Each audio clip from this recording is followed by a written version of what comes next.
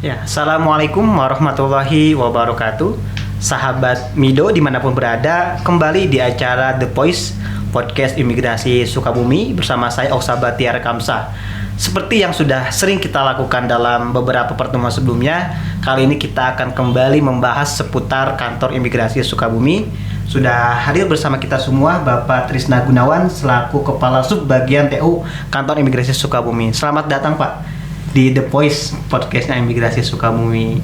Selamat siang, Ya. selamat pagi Kang. Sehat Pak? Alhamdulillah sehat. Aduh, pandemi ya masih belum selesai sahabat Mido semua, jadi kita harus tetap menerapkan protokol kesehatan dengan menjaga jarak. Pak, sebelumnya kita sudah sangat banyak membahas tentang imigrasi Sukabumi. Yang paling awal itu kita membahas tentang paspor.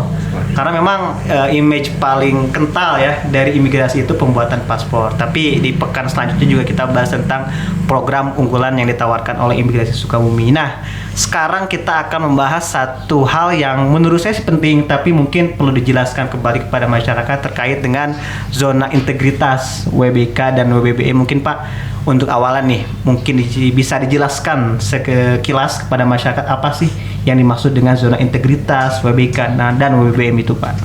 Baik Kang Oksa, terima kasih. Sebelumnya nih saya sudah diundang di Sukabumi Update di sini, datang langsung. Karena kan sebelumnya biasanya The Voice di kantor ya. Kantor ya. Beberapa kali dilaksanakan di sana. Betul. Kebetulan nih kebagian saya langsung datang. Spesial buat Pak Trisna ini. Baik Kang, ini tema kali ini membahas tentang pembangunan zona integritas. Betul. Menuju WBK WBBM. Mungkin rekan-rekan atau sahabat Mido di sini ada yang belum pernah mendengar apa sih itu zona integritas, ZI apa sih WBK WBBM gitu. Betul. Karena kan kalau datang ke kantor imigrasi mungkin ada ngelihat ada spanduknya atau banner di situ tulisannya disingkat-singkat WBK WBBM. Iya. Bingung bertanya-tanya gitu. Jadi mungkin secara singkatnya seperti ini bahwa dalam rangka reformasi birokrasi, di situ Kementerian Pendayagunaan Aparatur Negara melaksanakan rencana aksi dengan salah satunya melakukan pembangunan zona integritas di tingkat instansi. Betul. Nah, dalam membangun zona integritas itu maka ditunjuklah atau diberikanlah predikat yang namanya WBK dan WBBM. Predikat wilayah bebas dari korupsi dan wilayah birokrasi bersih dan melayani gitu. Jadi itu suatu predikat yang diberikan oleh Kemenpan RB terhadap unit kerja atau instansi yang melakukan pembangunan zona integritas. Nah, latar belakangnya kenapa ya kok harus membangun atau mewujudkan WBK WBBM gitu kan? Karena itu tadi bahwa dalam melakukan percepatan reformasi birokrasi yang sebelumnya mungkin penilaian penilaian terhadap instansi pemerintah yang khususnya menyelenggarakan pelayanan publik ini kan dinilai masih rendah. Nah, ini untuk meningkatkan itu, meningkatkan kualitas pelayanan publiknya, termasuk indeks persepsi korupsinya itu kan semakin menurun, diturunkan gitu. Dan melalui predikat inilah kita dituntut, bukan dituntut sih, kita diharapkan bisa meningkatkan pelayanan melalui program ini. Jadi sebetulnya semangatnya itu untuk memberikan optimalisasi pelayanan ya. Betul. Untuk masyarakat, semangat dari pembangunan zona integritas itu. Betul, ya. ya. Jadi mungkin sahabat Mido, kenapa masih ada yang bertanya-tanya apa sih manfaatnya untuk masyarakat? Itu tadi semakin lembaga tersebut berkomitmen membangun zona integritas ya, semakin baik insya Allah pelayanannya bagi masyarakat dan sahabat Mido semuanya. Nah, Pak, ini kan ada dua hal, ada WBK dan WBBM. Mungkin bisa dijelaskan juga apakah sekarang nih kantor imigrasi Sukabumi ini akan mencapai apa? Apakah WBK atau WBBM atau bagaimana itu keduanya dicapai, Pak? Nah, alhamdulillah nih sebelumnya sobat Mido bahwa tahun 2020 kemarin kantor imigrasi kelas 2 Sukabumi telah memperoleh predikat WBK gitu. 2020. Sekarang tahun 2021 ini kita sedang mencoba meningkatkan predikat dari WBK ke WBBM. Gitu. Jadi kita berusaha gitu dari predikat ini apa sih yang harus kita tingkatkan lagi, melalui apa yang tadinya sebelumnya tidak ada, kita coba lakukan inovasi-inovasi, kemudian di sisi sarana prasarananya juga kita terus tingkatkan untuk memperoleh predikat WBBM ya. Berarti tahun lalu sebetulnya sudah tercapai WBK, wilayah bebas korupsi, dan sekarang berkat kerjasama kolaborasi semua pihak sedang diupayakan untuk mencapai WBBM. Nah, mungkin Pak, dalam mencapai WBBM ini tentu kan ada beberapa indikator yang dinilai. Mungkin bisa dipaparkan apa saja sih yang sebetulnya dinilai dalam pencapaian itu, Pak? Jadi dalam pembangunan zona integritas menuju WBK WBBM ini ada faktor pengungkit dan faktor hasil yang dinilai gitu.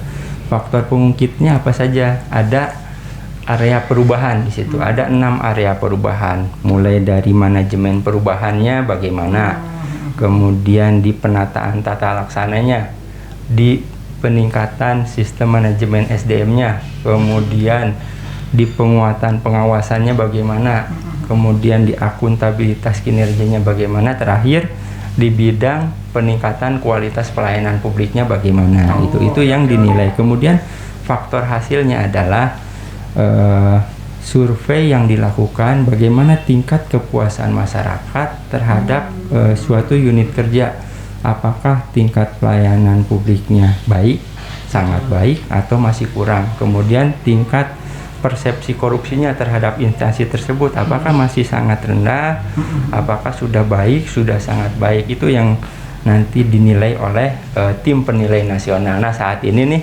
bulan Oktober ini sudah merupakan tahap-tahap akhir. Jadi dari awal pembangunan mulai bulan Januari, Februari itu ada tahapan-tahapan yang terus kita upayakan melalui pemenuhan data dukung, kegiatannya terlaksana tidak sesuai dengan program yang sudah direncanakan.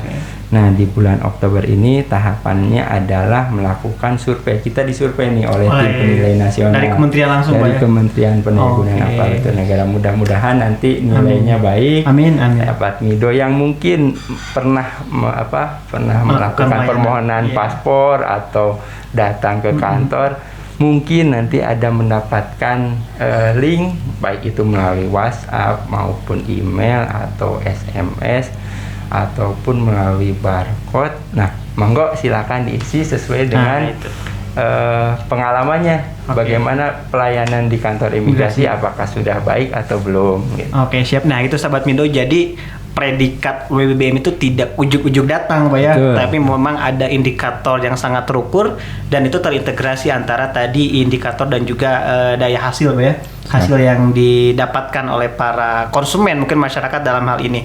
Nah, sahabat Mindo, masih di The Voice Podcast Imigrasi Sukabumi bersama saya Oksa Bayatiar Kamsa dan Bapak Krisna Gunawan. Kita masih membahas tentang upaya dari kantor imigrasi Sukabumi untuk mencapai WBBM di tahun 2021.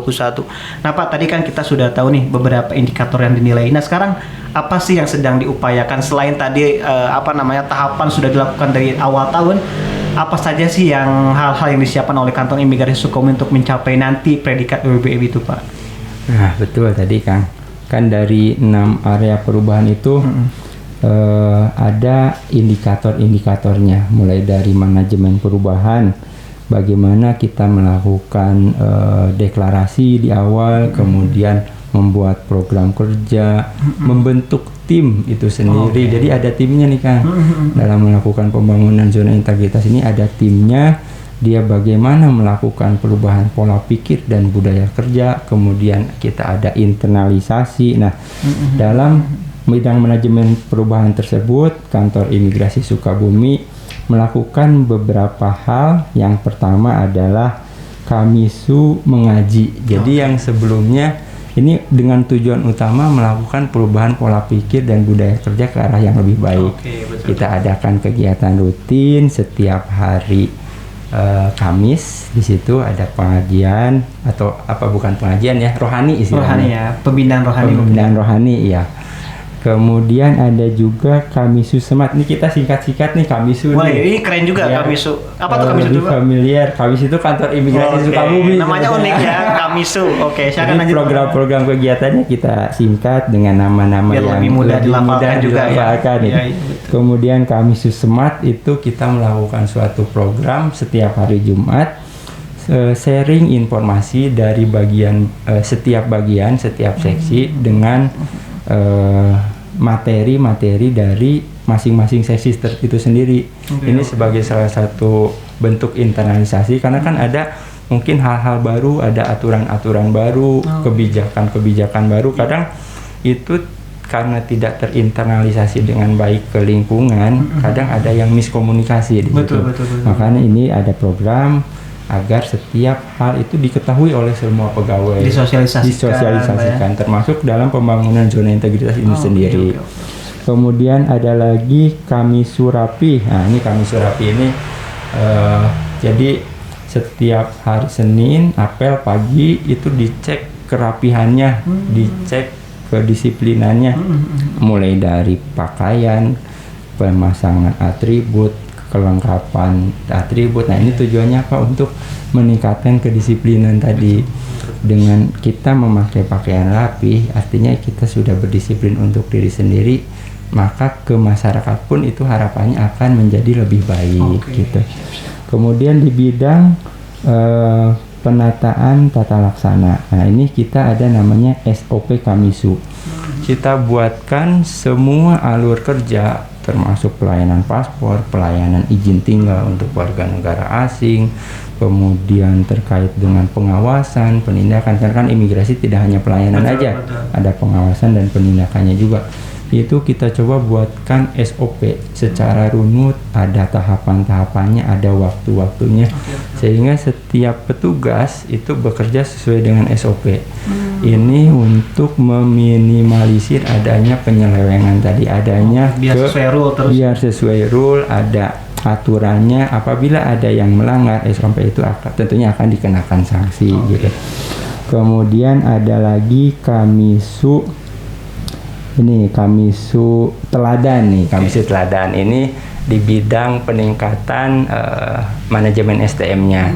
Kenapa disebut Kamisu Teladan? Kita adakan program setiap triwulan, 3 bulan sekali, kita berikan reward kepada pegawai yang memiliki prestasi yang baik, yang sangat baik, melalui suatu mekanisme tertentu yang jelas. Penilaiannya ada kriterianya, mulai dari kedisiplinan, adanya inovasi, kemudian adanya mengikuti aturan, disiplin dan lain-lain. Nah, kita berikan reward kepada apresiasi kepada pegawai dengan memberikan suatu penghargaan dan dilakukan dalam suatu apel gitu, diberikan dengan harapan nanti pegawai akan lebih meningkatkan kinerjanya. Gitu. Termotivasi untuk melakukan yang lebih baik. Kemudian di bidang penguatan pengawasannya ada yang namanya Kamisu Wasnal. Kamisu Wasnal dia ada tim pengawas internal. Wasnal ini pengawas internal ya. Dia setiap hari melakukan pengawasan berkeliling di lingkungan quality control ya. Quality control. Mana setiap pagi nih pegawai yang belum datang, belum ada di posisi, dicek nih, dicek gitu. Karena kan masuk 7:30 ya, harus sudah standby nih. Kalau yang ada kita langsung tuh kita capture, ambil foto, share di grup. Langsung kelihatan. Sekarang lebih canggih ya. Ini belum ada nih, cepet kan itu monitornya dari dan sampai ke pimpinan bisa monitor gitu. Betul. Dengan adanya seperti itu kan berarti saya harus sudah ada posisi gitu. Betul. Karena mungkin pertamanya ada merasa terpaksa tapi merasa diawasi, tapi dengan begitu kan terbiasa ya. Akan lebih disiplin lagi gitu. Kemudian ada juga lapor Kamisu. Nah, ini di bidang pengawasan juga nih. Lapor Kamisu ini kita menyediakan berbagai kanal, baik itu media sosial, email, Instagram, WhatsApp dan Facebook tentunya. Kemudian nomor pengaduan pun, lapor ini adalah memberikan akses seluas-luasnya kepada masyarakat apabila ada sesuatu hal yang dirasakan belum pas dengan SOP tadi. Misalkan ada yang seharusnya paspor selesai 3 hari kerja kan, setelah foto wawancara ini belum selesai nih, ada menerima hal yang belum pas gitu, dia bisa mengadu. apapun keluhannya terkait dengan Bisa disampaikan ya bisa langsung disampaikan melalui berbagai media, dan itu ada petugas yang standby. WhatsApp itu standby, dia dipegang. Kalau setiap saat langsung mengajukan pertanyaan, langsung dibalas juga, direspon gitu.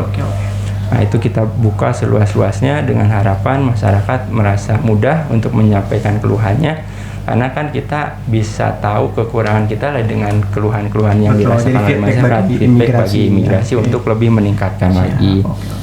Terakhirnya, untuk di bidang peningkatan kualitas pelayanan publik tentu ada inovasi sebelumnya yang kemarin udah dibahas ya. Sebelumnya langsung sama Pak Kepala ada 9 inovasi dalam peningkatan pelayanan publik. Ada 3 lagi yang paling spesial ya. Yang paling spesial. Dari 9 yang spesial ada yang paling spesial lagi. 3 ini ya.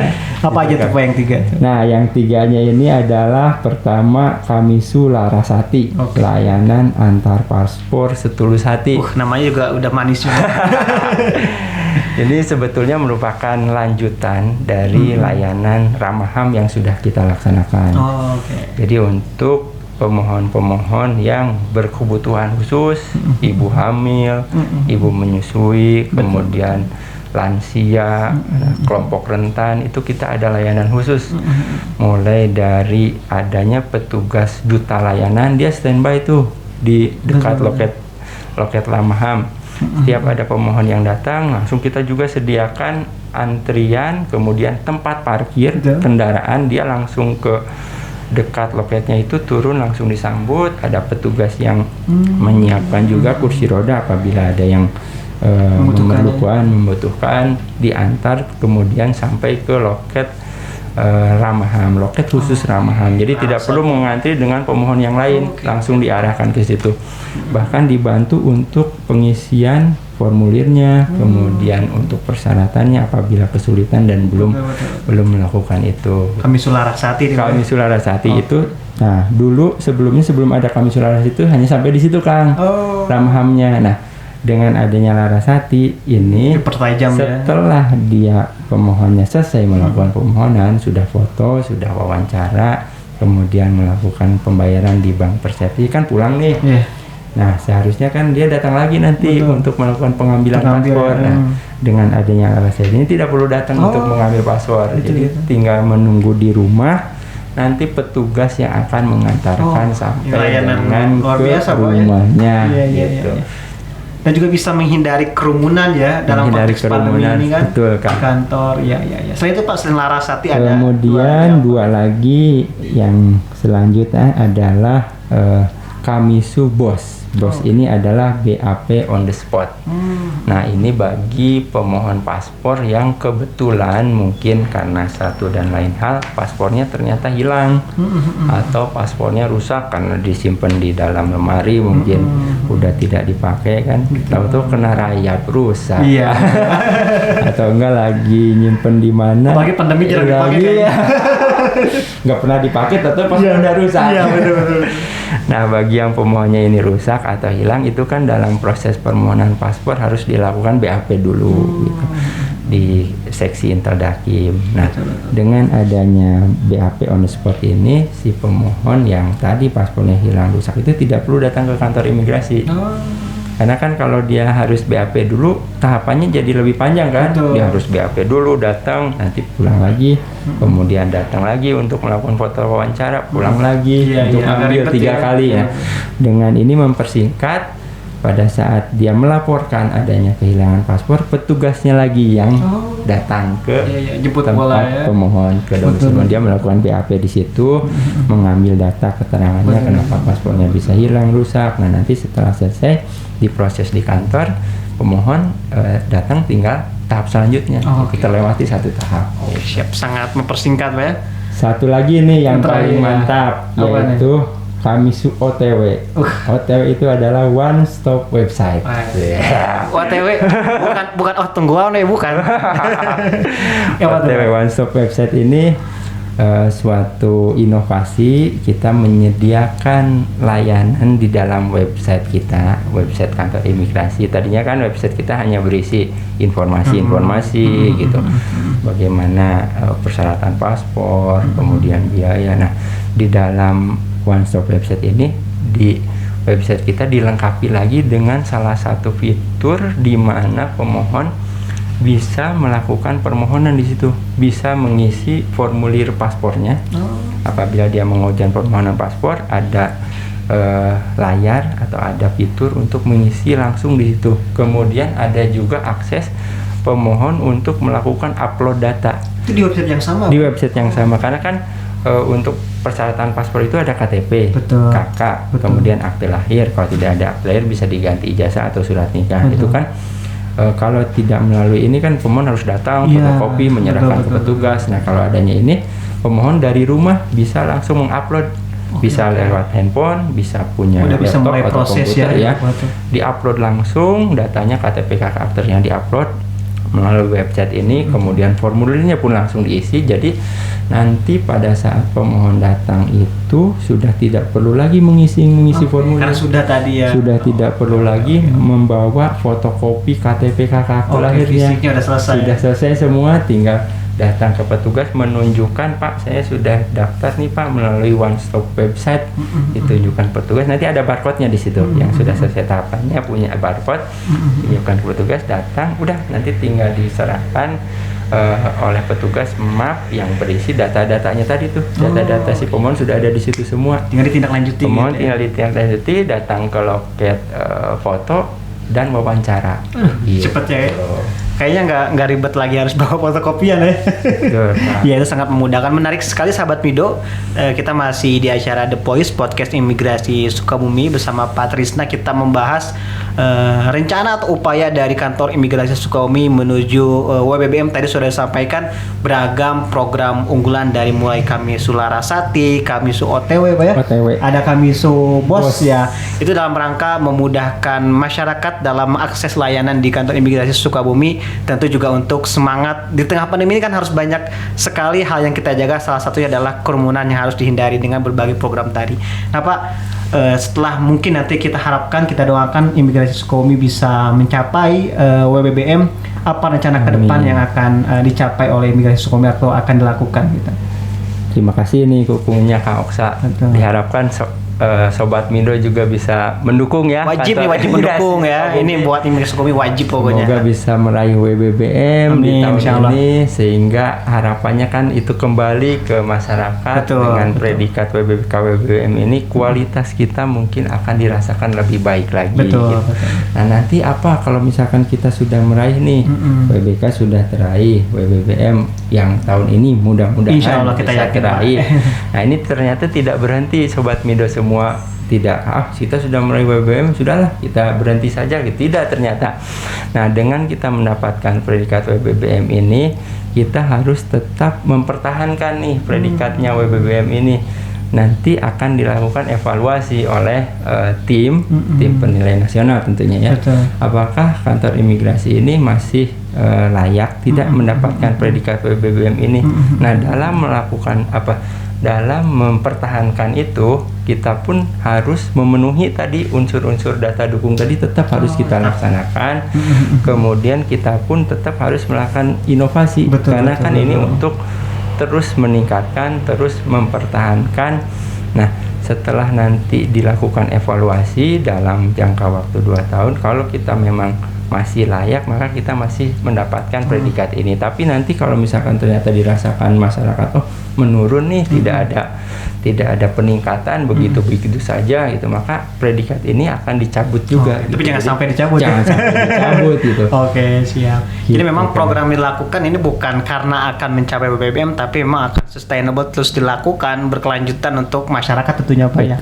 Mungkin Pak terakhir nih pesan bagi masyarakat yang mungkin akan dan sedang mengakses layanan imigrasi, apa sih yang bisa disampaikan kepada masyarakat Pak? Nah, tentunya Sobat Mido yang kebetulan ingin melakukan permohonan, baik itu permohonan paspor atau jasa keimigrasian lainnya, tadi silakan melakukan atau mendapatkan layanan yang seharusnya dilakukan. Kalau misalkan ada hal-hal yang kurang sesuai, masih dikira ini ada yang harus ditingkatkan lagi nih, silakan menyampaikan keluhannya gitu.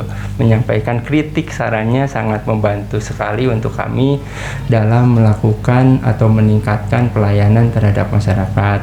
Kemudian nanti masyarakat mungkin yang tadi ya di awal ya ternyata mendapatkan kesempatan untuk mengisi survei terhadap kepuasan di kantor imigrasi, mangga silakan diisi itu, bahwa karena data semua pemohon itu kita telah sampaikan ke tim penilai nasional.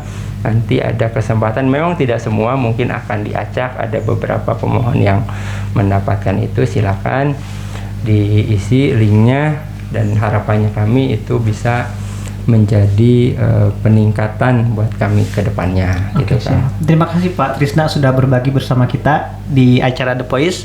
Sahabat Mido khususnya di kota dan Kabupaten Sukabumi, nanti silakan yang mendapat link, SMS dan sebagainya silakan nanti diisi ya Pak ya.